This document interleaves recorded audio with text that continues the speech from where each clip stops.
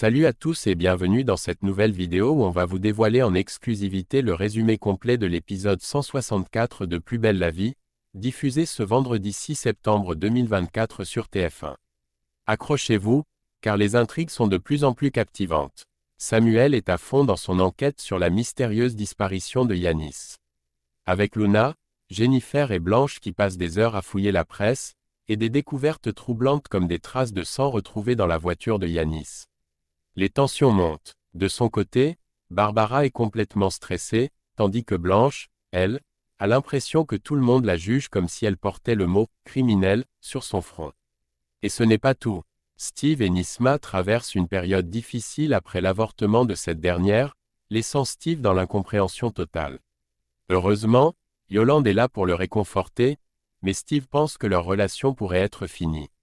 On parle aussi des tensions entre Ariane, Jean-Paul et Patrick, des révélations, des enquêtes, et des stratégies secrètes de Luna et Jennifer. Alors, si vous êtes fan de Plus belle la vie, restez avec nous pour découvrir tous les détails croustillants de cet épisode. Dans les prochains épisodes de Plus belle la vie, Samuel entreprend une enquête minutieuse sur Yanis, cherchant à percer les mystères entourant sa disparition ou son sort. De leur côté, Luna, Jennifer et Blanche passent des heures à examiner la presse. Page après page, espérant trouver des informations sur la découverte d'un corps. Elles sont tendues, craignant que la vérité n'éclate et que cela ne mène à des complications plus graves. Barbara, quant à elle, est dans un état de stress permanent. L'incertitude la ronge, et elle a du mal à garder son calme. Luna, qui remarque son angoisse, lui conseille de faire comme si tout allait bien et de ne rien laisser transparaître.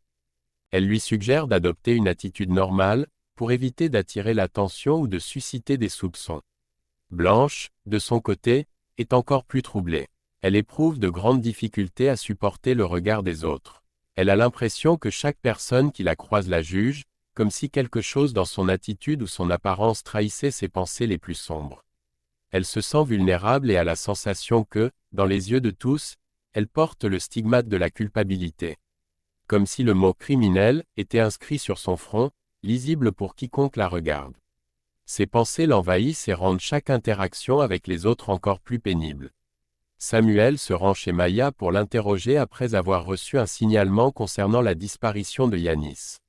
Lors de leur échange, Maya affirme qu'elle ne l'a pas vu depuis jeudi et qu'elle ignore totalement où il pourrait être. Son attitude est détachée, presque indifférente, et elle admet qu'elle ne se préoccupe pas du sort de Yanis. Lorsque Samuel pousse la conversation un peu plus loin, en laissant entendre que cette disparition pourrait bien l'arranger, Maya ne le contredit pas. Au contraire, elle avoue qu'elle ne ressentirait pas de tristesse si quelque chose était arrivé à Yanis, laissant entendre qu'elle n'éprouve aucun regret à ce sujet. Par la suite, Samuel se rend au pavillon des fleurs pour interroger Luna et Blanche. Il leur pose des questions en lien avec la plainte que Yanis avait déposée contre elles auparavant. Cherchant à comprendre les événements récents, Samuel évoque l'hypothèse d'un suicide comme une possibilité à envisager.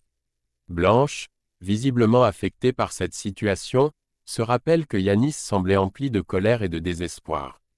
Ses propos laissent entrevoir que cet homme traversait une période difficile, ce qui pourrait expliquer son éventuelle disparition tragique.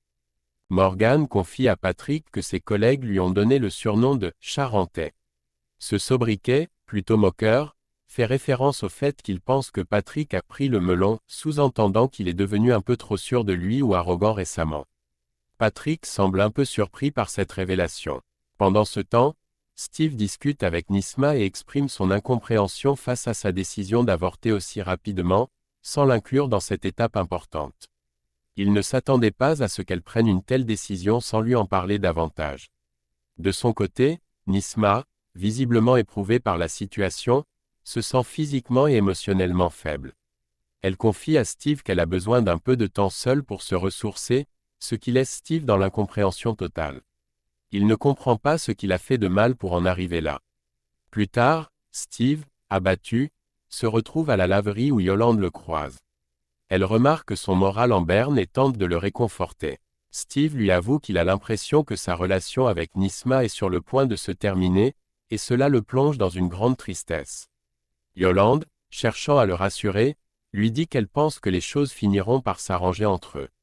Mais malgré ces paroles encourageantes, Steve reste convaincu que quelque chose s'est brisé entre lui et Nisma, et il doute de la possibilité de réparer cette fracture dans leur relation. Samuel et Patrick se réunissent pour faire un point détaillé sur l'enquête autour de la disparition de Yanis. Samuel décide de prendre l'initiative d'appeler la fourrière, espérant que cela pourrait permettre de retrouver la voiture de Yanis, un élément clé pour faire avancer les investigations. Peu de temps après, Samuel et Morgan parviennent effectivement à localiser la voiture de Yanis. Ils décident alors de l'inspecter minutieusement. En examinant l'intérieur du véhicule, Samuel remarque rapidement un détail troublant, il est convaincu que ce n'est pas Yanis, qui mesure environ 1,90 m, qui a conduit ou garé la voiture.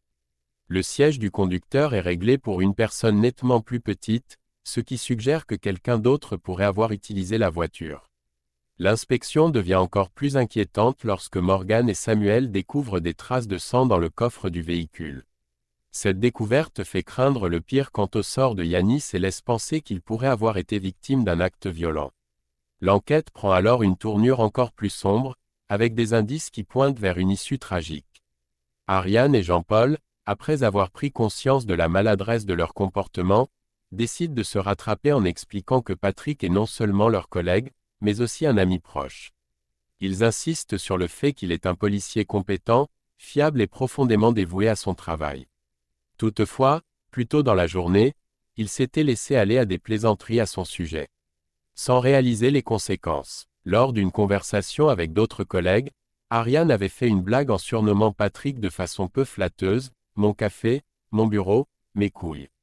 Cette moquerie faisait référence à l'habitude qu'il avait de prononcer des discours particulièrement sérieux et solennels lors des réunions, ainsi qu'à son côté très rigide.